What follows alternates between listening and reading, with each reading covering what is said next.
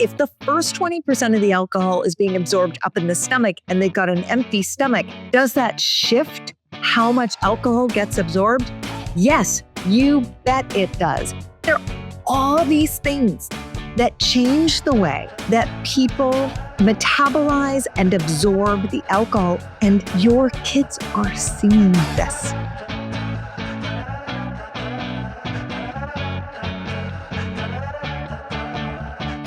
Hi, Vanessa. Hi, Cara. I'm so excited about this episode about alcohol. I think you're more excited to do an episode about alcohol than you are to go get a drink after drinking alcohol. Okay, here is why I'm so excited about this episode about alcohol. It starts with this year's college drop-off. So I had spent much of this summer, as have you, Vanessa, deep in the creation of our high school health and sex ed curriculum. And I spent a lot of time on it until I was off for 6 weeks recovering from a hip replacement. And then you carried it all on your shoulders with our amazing team. So generous with you, but not entirely accurate. You were the small snowball at the top of the hill that started rolling and collecting some serious steam. And the curriculum that we've created meets, all the state standards across all the states and all the things. And a number of the lessons that we include are the required and extremely important lessons about substances. So there's nicotine and there's alcohol and there are prescription drugs and there are non-prescription but illicit drugs and all the things, right? And, I was basically not available to my family this summer because I was so deeply enmeshed in this curriculum development. And so when my kids were home at the end of the summer before they went back to college, I would emerge at the end of my day and I would say to them, okay, you've got to take one of the lessons in our curriculum. I'm dying for you to tell me what you think of it. Yeah, Mom, just share it with us. We'd be happy to. And then we'd start catching up and doing whatever, a crossword, playing a game, watching a show. They would go out, whatever, and it just never happened. So now flash forward, it's drop off at college. And my son and I are driving the 2.5 hours from the airport to the campus. And I turned to him in the car and I was like, oh, we have a chunk of time. Will you take a half an hour to look through one of my lessons? And he was such a good sport because he could not jump out. And he said, yes, just tell me what lesson to take. And I said, why don't you open the curriculum and scroll through maybe one of the substance lessons in there? Okay, great. So he chooses alcohol. And what unfolded over the next half an hour was so incredible, Vanessa, because it started with him. Now, these are lessons that are meant to be teacher-led and in a classroom, right? They're not kind of asynchronous, kids take them. But he understood that. And he was in the first few points of the lesson, he was like, yeah, I know this, I know that. Right. Okay, fine, whatever. And then about 10 minutes in, he was like, oh, wait, really? Wait, what? And then the next slide would come up and he'd go, oh, well, I did not know that. Oh, okay. Now I have some questions. And he did with me in the car exactly what kids do in classrooms when these lessons are teacher-led, which is he was hooked. He was so interested in the content because it was so relevant to him. And we got into conversation. And it was such an incredible experience, watching this thing play out in real time. Because, you write a book and your kids don't read the book. Let me just tell you, you have to force it on them. Or they do, and it's really sweet, and it's a one-off conversation, and then you're done. This was so engaging. And so it feels like a no-brainer that today, what we should do and what we will do is share a lot of the information about alcohol that's in that curriculum lesson, because at the end of the drive, do you know what my son said to me? You're amazing. I wish. He said, Mom, every college kid I know and every high school kid I know should take this lesson. And I was like, wow. So Vanessa, we have this incredible microphone, right? And we get to share information with all these people. So maybe we should give them. And it's funny because when we started working on this lesson, we were like, wait a second, we've actually never done an episode specifically about alcohol. We've done episodes about party culture with Dolly Clock. We've done episodes about teens and the law that touch on alcohol with Jonathan Crystal.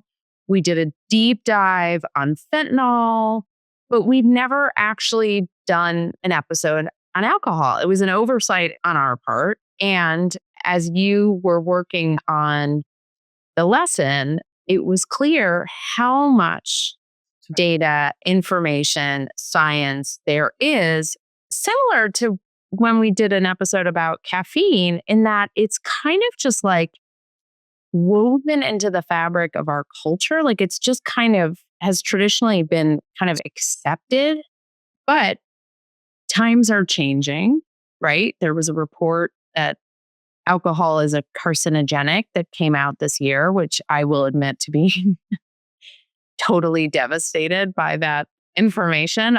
Anyone who's a scientist or a physician would be like, yeah, we all knew that. But I was like, wait, what? Also, this generation is drinking way less. Yes. Except, Cara, just like the reports that say this generation of young people is having less sex, we have to dig into what does that really mean? Drinking less alcohol, we have to dig into what does that really mean? Is it being replaced by other substances? But regardless, many, many young people are experimenting with alcohol or even abusing it. And it's critical that not just teachers teaching health and sex ed in school, but families are in conversation about this pervasive substance, alcohol. That's right. And like everything else we do, our goal is to deliver information. You bring the values. Like for us, it's about just sharing the facts.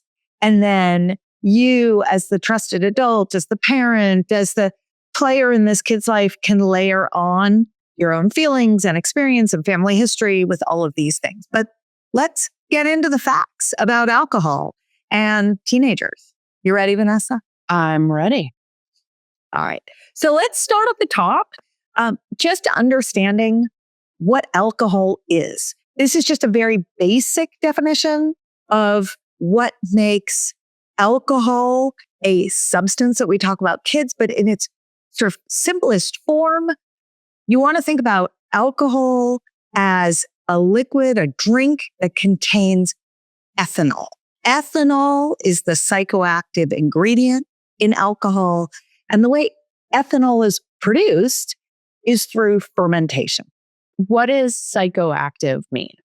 So psychoactive is any chemical that changes the way the brain thinks and feels is a psychoactive substance. People think about psychoactive drugs, they immediately go to, acid, LSD, that kind of thing. But really, when we use the term psychoactive, what we mean is it has an impact on the way the brain thinks and feels. Nicotine, caffeine also count as psychoactive. Absolutely. Absolutely. Okay. With fermentation, you have a little sugar, you have a little yeast, you take the oxygen molecules away, and what results? A combination of alcohol and carbon dioxide. So for any of you who have taken that tour through a distillery or a vineyard, and you're looking at those big barrels where they are aging the alcohol, essentially what they are doing is allowing for that math equation to happen. They allow sugars and yeast to combine and oxygen to be removed so that there is leftover alcohol with some carbon dioxide floating around in the area. And that's what makes alcohol. That's what makes that gigantic industry, Vanessa, that we know of as the alcohol industry. Or can you just differentiate the alcohol we ingest from other forms of alcohol that are used, like rubbing alcohol? Or my favorite thing ever to buy from the drugstore, rubbing alcohol. I have like 400 bottles of it around my house. I'm a deep believer.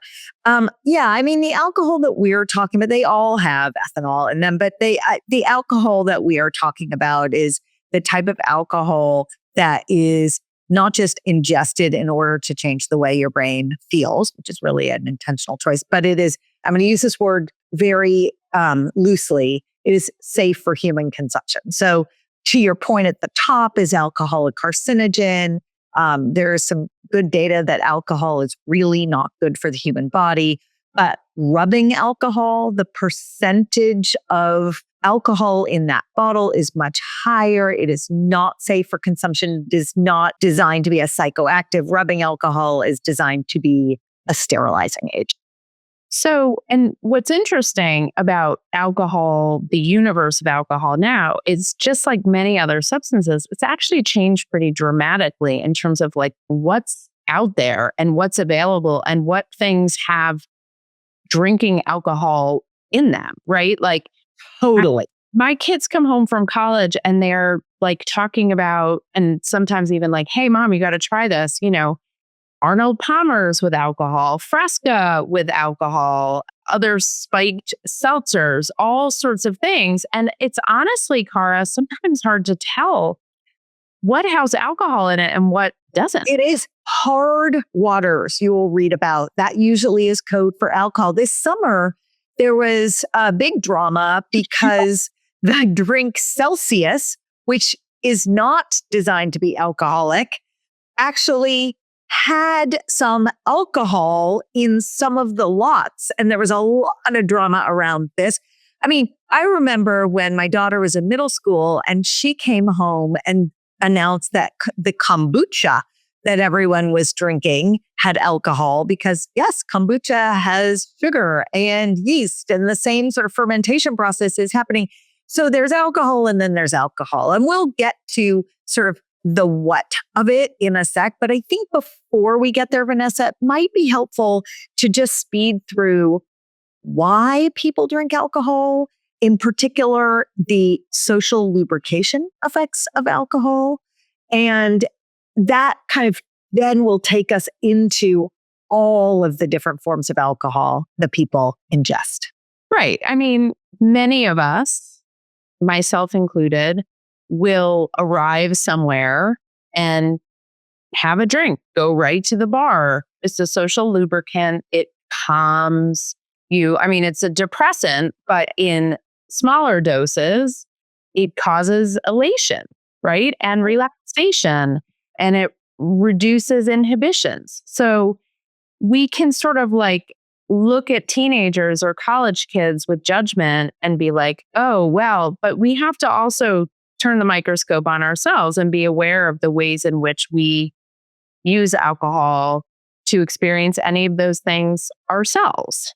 You're exactly right about the dose curve here. So at lower doses, it does one set of things. At higher doses, it really depresses the central nervous system. It slows everything down, our speech, our reaction time, our thinking. It works at the cerebellum, which is, I'm pointing to the bottom back of my skull, which is where the cerebellum sits. That's the balance center. So that's why there's a very classic gait or walk that people who are drunk do. We all know it, right? It looks a lot like a toddler. That's because that's the part of the brain that's impacted by alcohol there. But alcohol is a depressant. So the more you consume, the more depressing the effects are. And this is an amazing fact. Like, this was the first moment of total bonding in that car ride, which was that the conversation started around alcohol is actually designed to limit its own ingestion. So if you drink enough, Vanessa, instead of being chatty at that cocktail party, you might just go over into a corner, curl up in a ball, and go to sleep. And you think about those nights where you or a friend ended up weeping. They'd had too much to drink, right? That's the depressive effect. I mean, also they've done or were playing really stupid that they completely regret, because alcohol also impairs decision making. It can lower inhibitions, which then in turn can cause us to do and say things that if we hadn't ingested it, we wouldn't have done. We have to understand why people do it and not judge it. I mean, if you think about what it's like to be a teenager or a college kid or a young person living in a new city, and there's something that helps them feel calmer and less socially inhibited, you can really appreciate why they would be drawn to it. That's right. And I want to complete the thought about the fatigue that you get with alcohol, that sleepiness, because Vanessa, when we get into talking about specific drinks, a lot of these alcoholic beverages now have caffeine.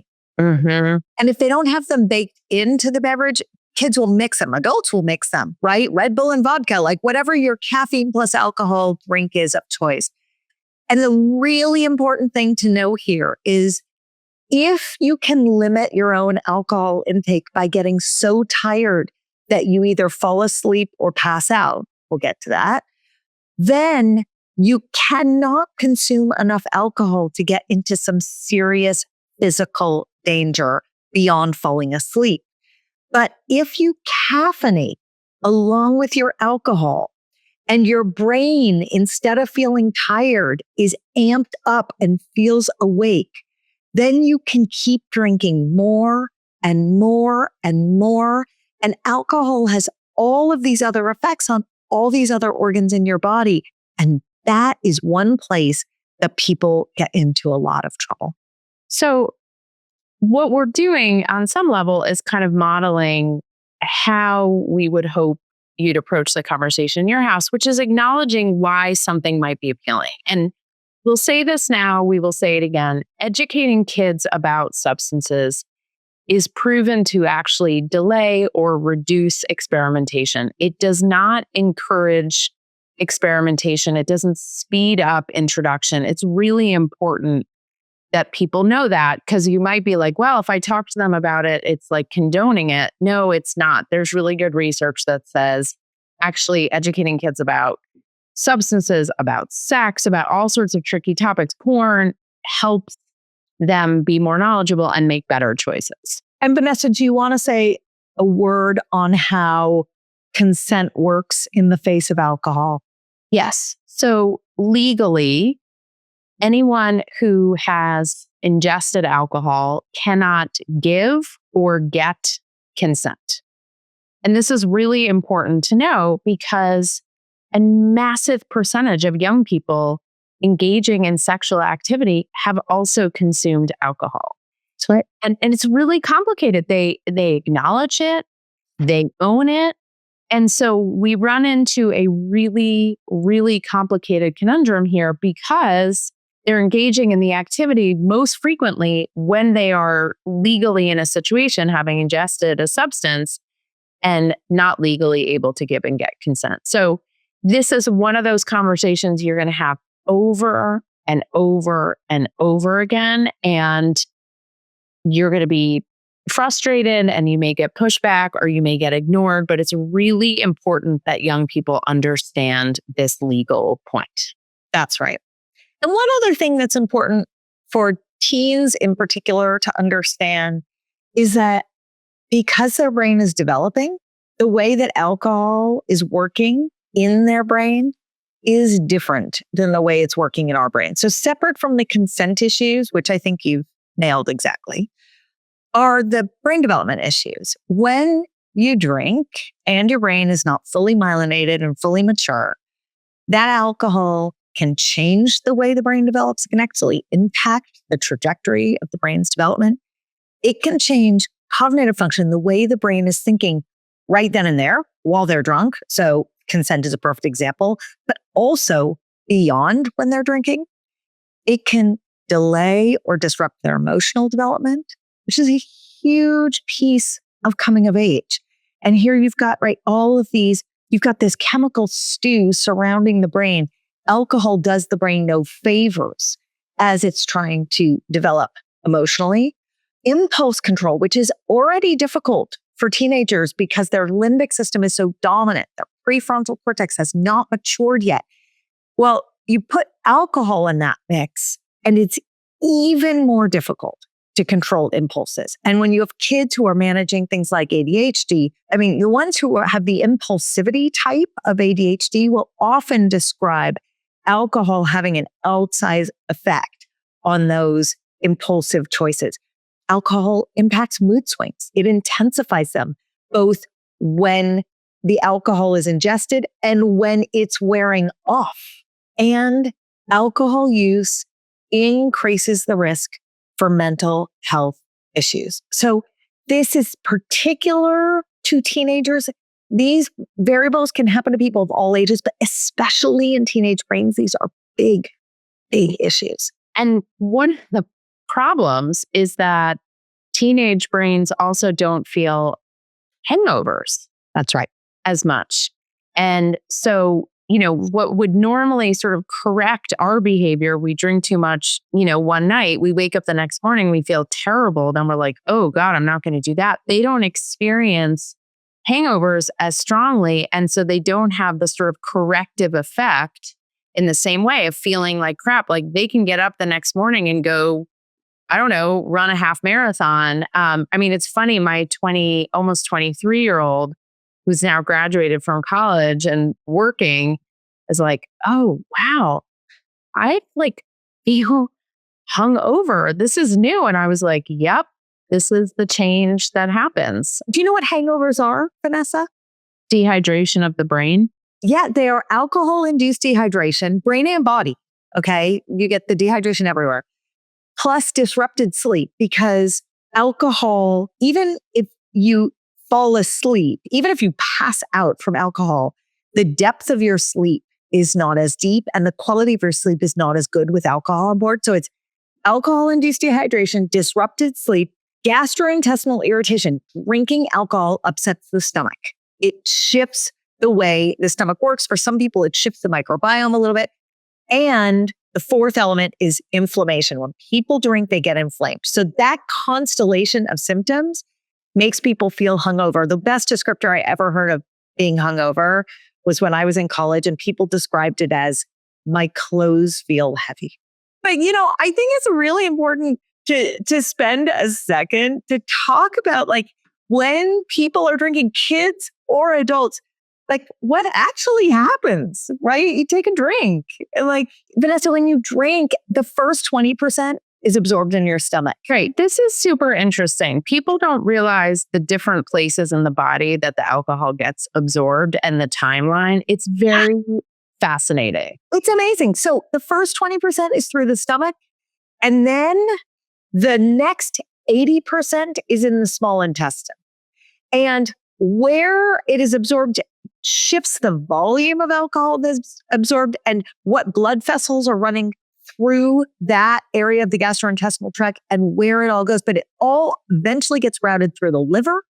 And then it goes from the liver, gets metabolized, broken down, and then it goes out into the organs and tissues. And what I found so fascinating in the research I did this summer is that a lot of this research about following the timeline of what happens to alcohol in the body is based on a standard drink, but standard drinks are different in every country.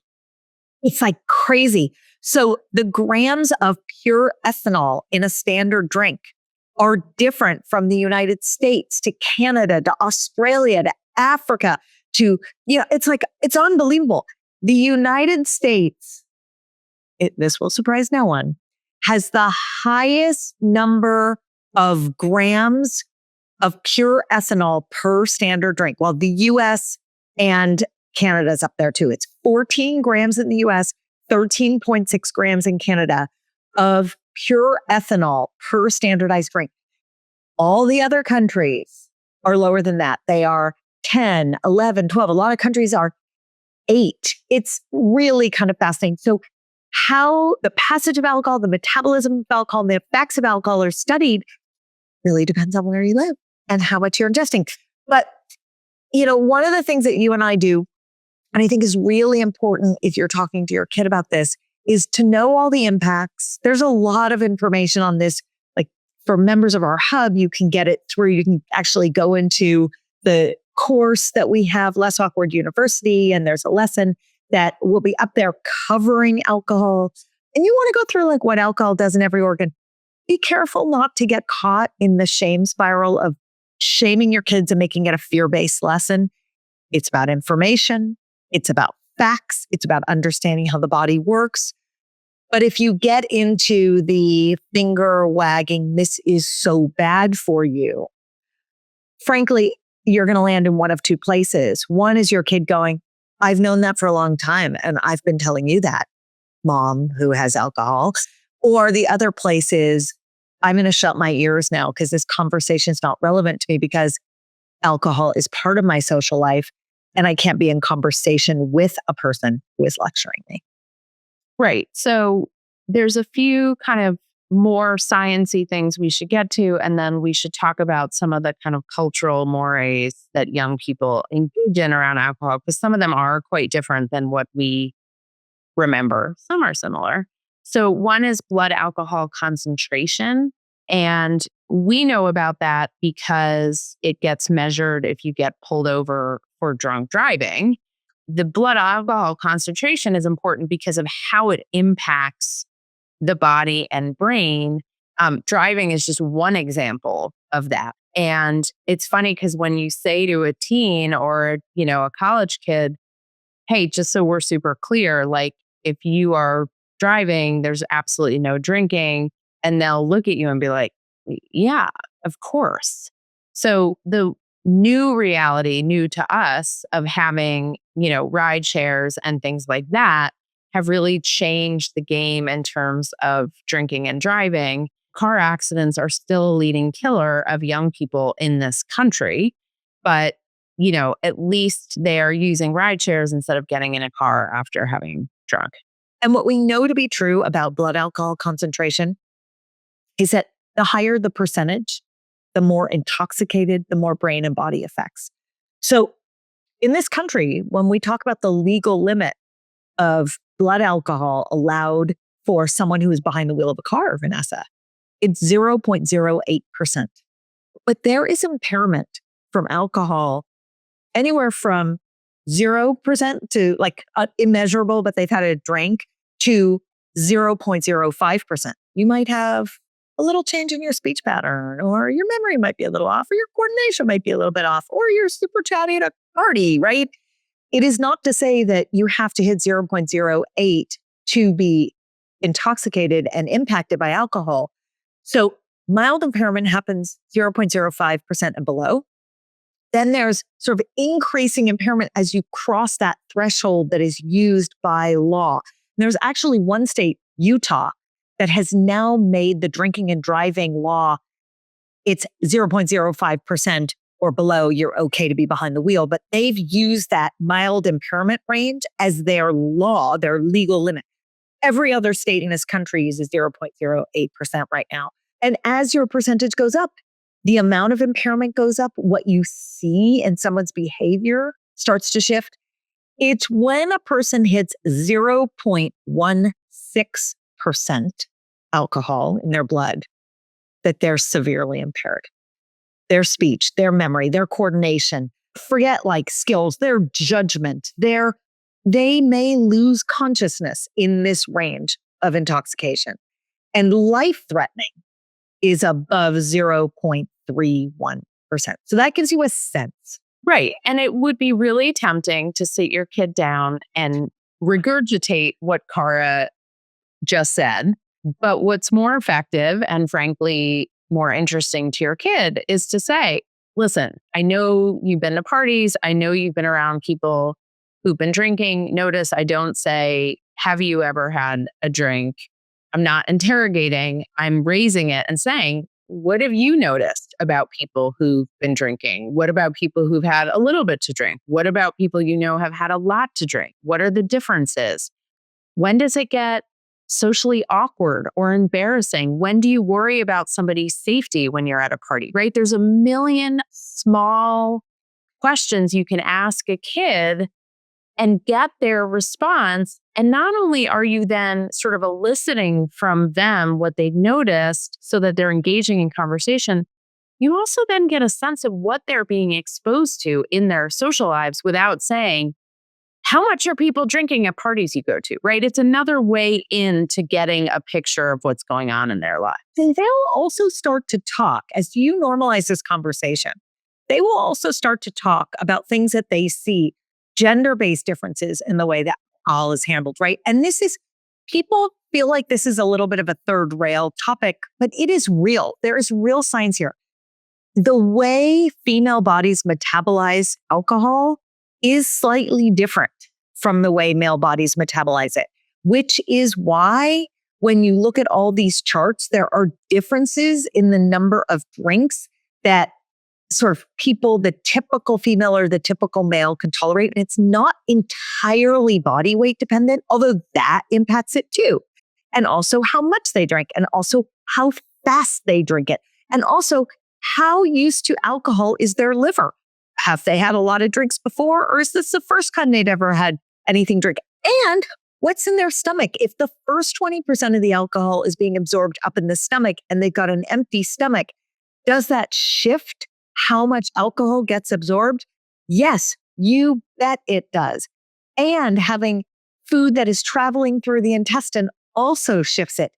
And what medications are you on? And what is your baseline health? Like, there are all these things that change the way that people metabolize and absorb the alcohol. And your kids are seeing this. And don't think they're not noticing, commenting to each other, clocking it. Kids are super aware about people's behaviors, decision-making, tendencies around alcohol.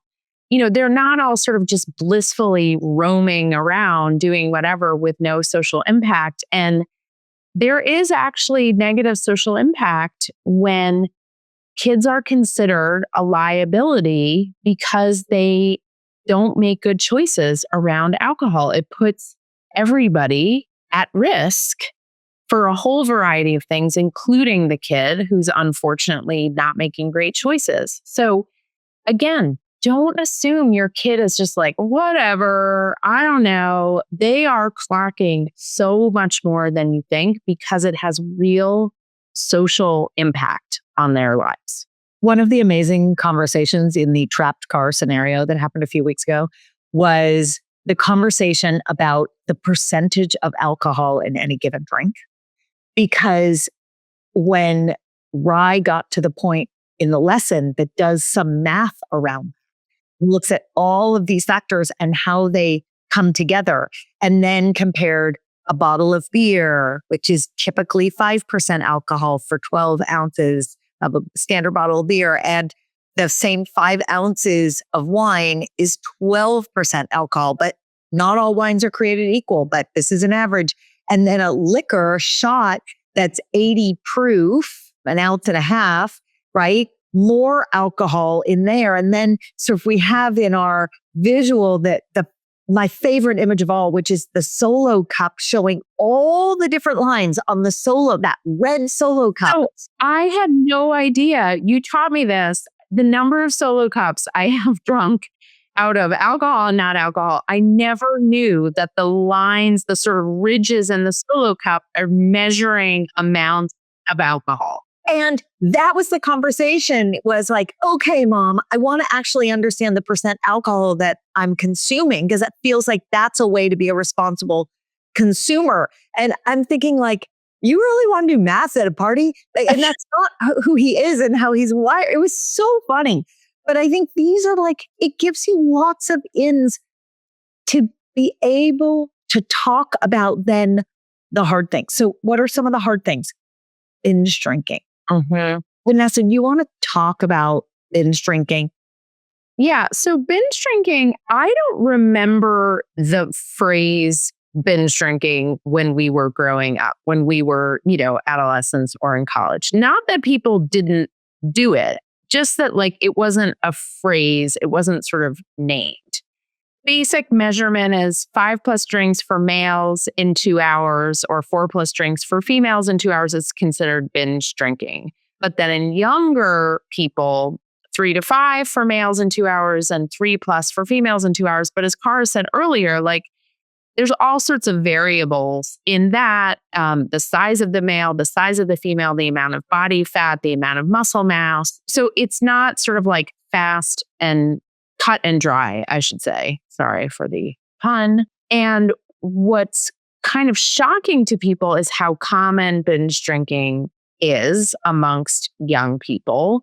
And they're very aware and open of why they're binge drinking, which is to get drunk, to get effed up. Like, they are not trying to be mature and sophisticated and sort of like sipping a glass of Courvoisier. Right. They are trying to get, as they would say, effed up.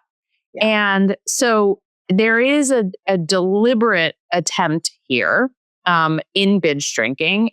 And then there's different situations in which it happens, right? So there's the pregame. If you want to hear something funny, listen to my 81-year-old mother try to ask her grandchildren about pre-gaming. I just don't understand. Why would you want to do that, right? Do you want to explain what pre-gaming is to the uninitiated? So pre-gaming is before you go to a party or a game or a concert, some event where drinking may or may not happen. Pre-gaming is the drinking you do before the next set of drinking. And it's basically going back to the earlier conversation about lowered inhibition and social lubricant. It's basically a way to like take care of all of that stuff, get socially lubricated and, lower your inhibitions before you even arrive at the party. So you don't have to wait in line at the bar. I'm using adult cocktail party speak, right? You show up and you're already primed for whatever is happening. And it's actually not uncommon for there not to be alcohol at the next stage because maybe somebody's hosting in their house and they're not allowed to have alcohol. Maybe they're going to a venue or an event where it's 21 plus to buy alcohol and the kids can't get access to alcohol. So, or maybe it's expensive. Or they can't afford the, $14 beer or whatever. And so they're making the rational economical choice and the whole thing feels completely upside down, right? Again, this is a place where you don't say, I don't think, what is wrong with your generation? Like, can't you just have a Zima and be done with it? For those of you who were not Gen X, you might not know what a Zima is. Zima was like, I guess it was sort of like a sophisticated wine cooler when we were in high school and college. But it's malt liquor. Like, it is not sophisticated, but it was like better than like the Boones or the Bartles and James. And we were like lucky if somebody passed us one thing. These kids are proactively, consciously drinking as much as they can. And it's really tempting to judge them and to let that judgment shine through. And again, you will get much less information. You will have fewer opportunities to be in conversation with your kid if you let that judgment just flow out. You can have it. You're worried. You think it's dumb. Great. Totally understand. But if you want to actually be in conversation with a kid, you got to like play the game a little bit and let them talk and learn more. And as we know from all the data around this, understanding why helps kids stay engaged in a conversation, right? And it helps them take the suggestion that you're giving and use it out in the world. So the why behind talking about binge drinking is that binge drinking increases the likelihood that someone's going to have alcohol overdose. It increases the likelihood they're going to black out. It increases the likelihood of injury. And very importantly, it increases the likelihood of unsafe sexual behavior. I mean, all these things are important, but give them the why. This is why we got to talk about it. Cara, can you talk about the difference between like blacking out, passing out? By the way, kids use all of these terms very casually and very openly today, and it's scary. So it's really important to know the difference. Yeah. And this was another amazing side chat in the car, right? Hey, mom, so blackouts, you can actually be conscious and engage with someone and have a conversation, but you're blacked out. Yes. Being blacked out, by definition, a blackout is a gap in memory. So you can only describe someone as blacked out in retrospect, when they're up the next day and you ask them, hey, let's talk about what happened last night. And they say, I have no recollection. That is a blackout. And the reason why is because the alcohol literally stops the transfer of memory from short to long-term storage. I mean, it's a very simple definition. There are a couple of types of blackouts. There's something called fragmentary blackout, which is also called a grayout or a brownout. And it's like they're spotty memories, but there's not the arc of the whole story. And then there's like a block or an unblock blackout, which is a complete blackout. Total amnesia, don't remember anything. Passing out is losing consciousness. Most people who pass out, not all, but most, remember the evening up until the point where they lose consciousness. You black out when you don't remember. And it's really, really significant. I will add to that there must be a conversation around drink spiking and roofies when you're talking about blacking out or passing out, because this falls in this, there's like a lot of Venn diagram overlap here. Drink spiking, particularly with the rohypnol, which is the drug that is commonly known as roofies, is designed to cause someone to lose their inhibitions and essentially to black out. So sometimes they are unconscious when they are roofied, and sometimes they are conscious and making decisions that they would not otherwise make. And in the morning, they often have no real memory, or they only have patchy memory. And this is a huge issue for kids. So what's good is that they're more aware of it and they talk about it, and they are often educated about it in school, high school, college, right? There is educational programming around this, and yet it's still incredibly common. I've heard many, many stories. A few things to add on. One is that it's not just girls who get roofied, guys do too. So have this conversation with kids of every gender in your house. 2, you can have a conversation with a kid about, never take a drink from someone else. Always make sure you see your drink being served or poured. Take a drink from a closed container. Never put your drink down somewhere and then go back and pick it up. And here's the question you will get. Are you encouraging me to drink? Right? And you can say, I'm not condoning it. I'm not encouraging it, but I am realistic that you may be or have been in situations where you are choosing to have alcohol. And it's more important to me that you know some really important safety facts than, I don't talk to you about it for fear that you think I'm encouraging you to drink. And also, it's information that's relevant for them when they turn 21 and they can drink legally, right? The risk of being roofied does not go up. When I go to the gym and if I forget my water bottle and I get a cup of water, I don't leave it anywhere except right next to my body. If I forget it somewhere and I go leave it over by another machine, I throw it out. I think because you're worried someone else drank out of it and not that you're being roofied in your water. But my point is, it feeds into other parts of life. Like once it becomes a part of it, there's other things you want to talk about. If your kid is at a party drinking or not drinking, they shouldn't go to the bathroom alone. They shouldn't go off with someone they don't know. Again, regardless of drinking or not drinking, there should be a buddy system. If they go to an event with some friends, they should have a buddy. Nobody should leave without making sure the other person is with them or has already left. And this is true, like whether or not there's alcohol or substances there, this is really important stuff. I want to talk for a second, Cara, about some other safety and medical things for people to know and pass on to kids. So if somebody has passed out or, is sort of semi-conscious, but really, really has had too much to drink, what are some safety things people need to share with their kids?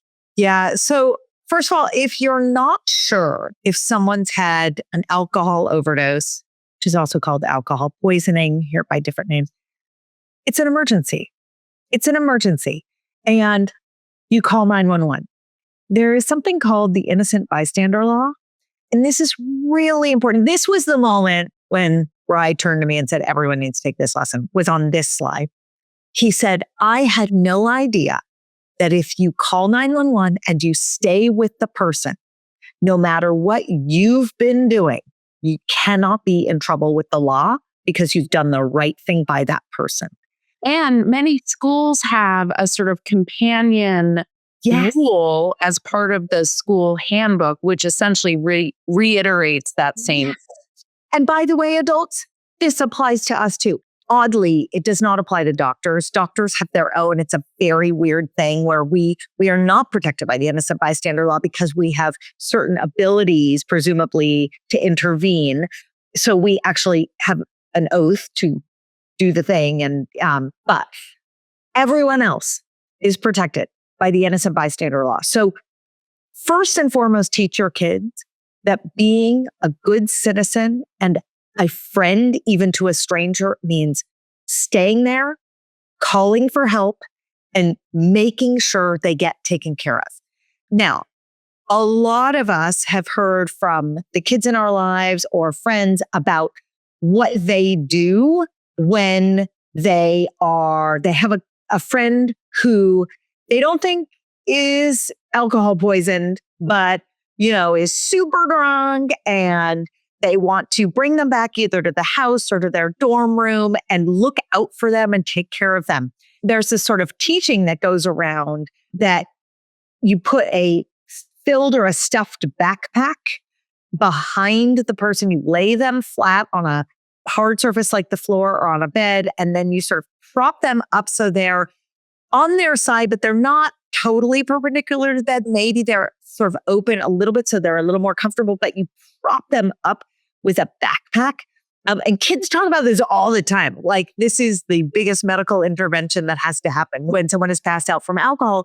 The idea here, and it's a good one, is that if kids are going to vomit because they've consumed so much alcohol that they then start vomiting, but they are not fully conscious, they're in a safe position where they won't choke on that vomit. So that's right. They can't roll onto their backs. And so, because ideally, if someone's had too much to drink, you put them on their side. So if they vomit, it goes out onto the floor and not back down, and they aspirate it. That's right. But here's where I've seen this plan go super south, Vanessa, is when kids then say, and then I left the room. So another one of the conversations to have is, if you're sufficiently worried about someone to go through the hassle of finding a way to prop them up, they should not be left alone. And again, when in doubt, you call for medical help. But if you've either gotten help, you feel comfortable, they're conversant with you, whatever the things are, like, I'm hoping everyone calls for medical help. I think this is actually the perfect place to overcorrect, not undercorrect. But if for whatever set of reasons, the paramedics came and they said everything's fine, and now you've got a super drunk person, just don't leave them alone. And I'm just going to say this is not about alcohol, but I'm going to say this.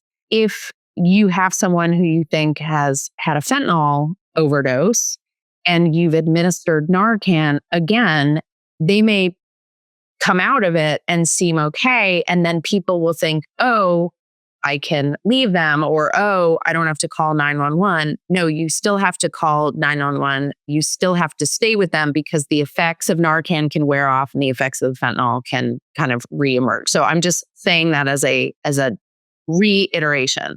In terms of being roofied, Cara, or someone's concerned that their friend has been roofied, what is the sort of safety protocol there? Yeah, you call 911 or get them to a healthcare center, and they can be tested. You and I have talked about this offline many times. I can no longer count. I don't think you can any longer count the number of kids who either or your own kids know, who either know they have been or think they have been on the receiving end of a spike drink. This is so unsettlingly common. So kids need to feel empowered to seek help from a medical institution here. This is really good. There are some sort of clever things that have been invented, or like straws that can test if a drink's been spiked, little hair scrunchies that can then turn into nail polish. Not flasks, but like ways I've heard of college kids having where they can it's closed so nobody can put anything in it. And, there are some sort of innovative things. Like you're kind of like, okay, well, I wish maybe their innovation was being put towards other things. But listen, this is what they're doing. This is what they're up to.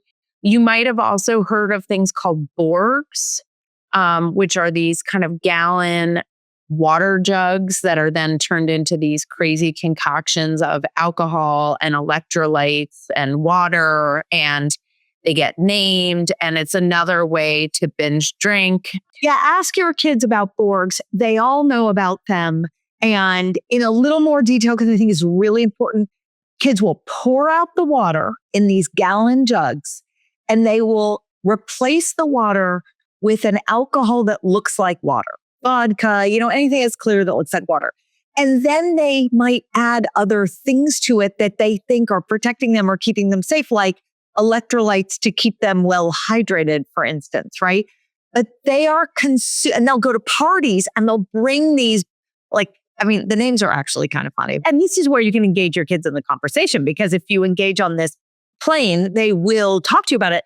But the kids are drinking. They're drinking their own Borg, right? Not germ sharing. I'm not going to get mono.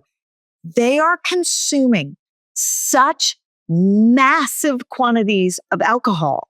It's shocking. And the thing is, kids have learned to game the system. So the kids who don't want to consume massive amounts of alcohol will keep large amounts of water in their Borg. There are ways to not engage in the intoxication or in the behavior, but still be social. Right. So that takes us to the sort of refusal skill, navigating a system if you don't want to participate or you don't want to participate to the nth degree. So what we learned when we were young was okay, well, if you don't want to drink, get a solo cup and put some soda in it or put some whatever and just be like, oh, no, I'm good. So the first place to start with kids is essentially, how would you, in your culture of friends, if you were at a party, let someone know, actually, I don't want to drink. So one of the things we love to suggest is blame it on someone else. Blame it on us, your parents. Blame it on your coach. Blame it on antibiotics you're taking. Blame it on the game you have tomorrow. Come up with an excuse that is believable and relatable. And I never, ever lie. I firmly am anti-lying, except in this case, I'm fine. Go for it. Say whatever you need to say to keep yourself safe and still feel comfortable, right? So any of those excuses are great. Use them again. Use the props that feel comfortable to you, because it's kids should be able to hang out at parties without drinking and not be ostracized or not feel like they can't go because they're choosing not to drink. Right. It takes a tremendous amount of confidence, a tremendous amount of self-esteem to be in a social situation where there's alcohol or there's drugs or there's whatever thing going on. And you can both be there and be engaged with all the people and refuse the thing, whatever the thing is. It takes a lot. And I think we have to, I feel that way. I was going to say, think about how many times you show up at a dinner or a cocktail party. You're like, oh, I'm not going to drink tonight. And then someone's like, really?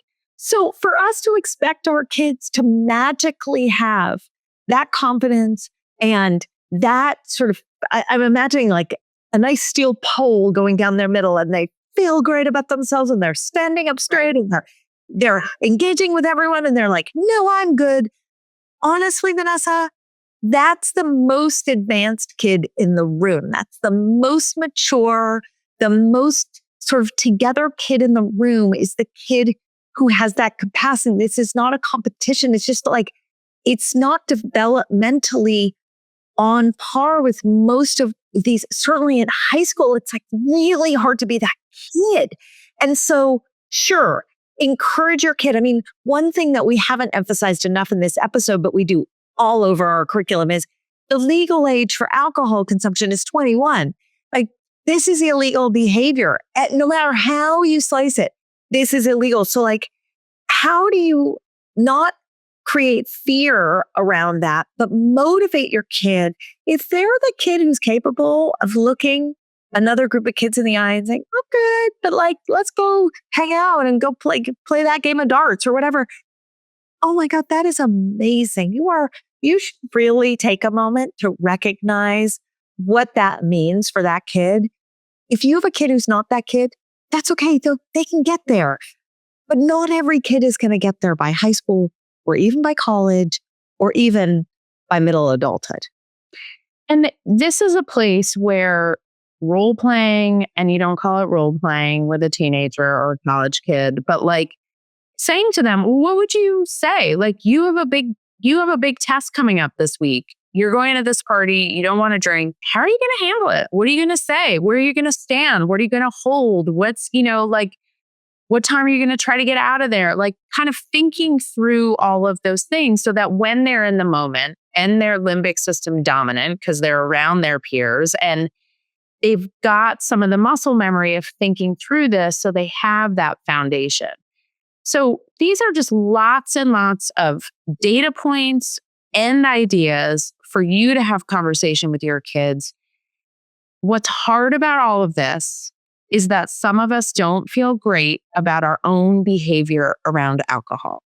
And by having this conversation with our kids, it opens us up to their response and their criticism and our own possibly admission that we want to have a different relationship to alcohol, right?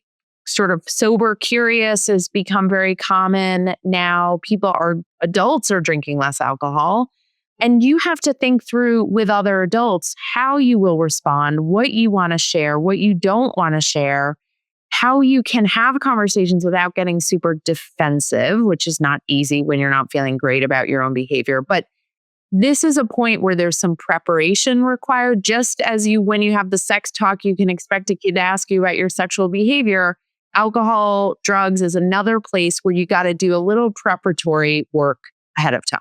That's right. And I would take it a step further and say, even for those who feel fine about their alcohol use, do not be surprised if your kid comes at you with the data that we now have. And then you're going to be like, so you understand all this data. And you still...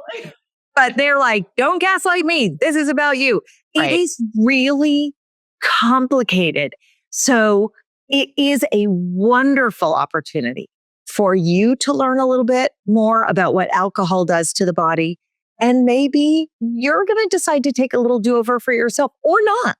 But this is a conversation. I agree with you, Vanessa, 100%. You want to point people to our two conversations, our two episodes, one with Jessica Leahy about addiction and substance use disorders, and one with Joe Lee about talking to kids about addiction and substance use disorders. Those are two really important episodes. If you are someone who's concerned, if you are someone who has this in your family, if you have addiction in your family, if you yourself have struggled with substance use, those are two episodes that will give you really, really, really specific guidance, language, and resources. Vanessa, I mean, we could go on. People who want more can absolutely jump into the hub and they can take this lesson for themselves and learn more about alcohol. If you're interested in learning more about the curriculum for your kids' school, ping us. We would love to hear from you. You can DM us. You can email operations@lessawkward.com. But we would love to share about how we help teachers educate about health and wellness in schools. And we would love to hear more from you about how these conversations go. Thanks, Cara. Thanks, Vanessa. Thank you so much for listening. You can email us with questions, feedback, or episode requests at podcast@lessawkward.com.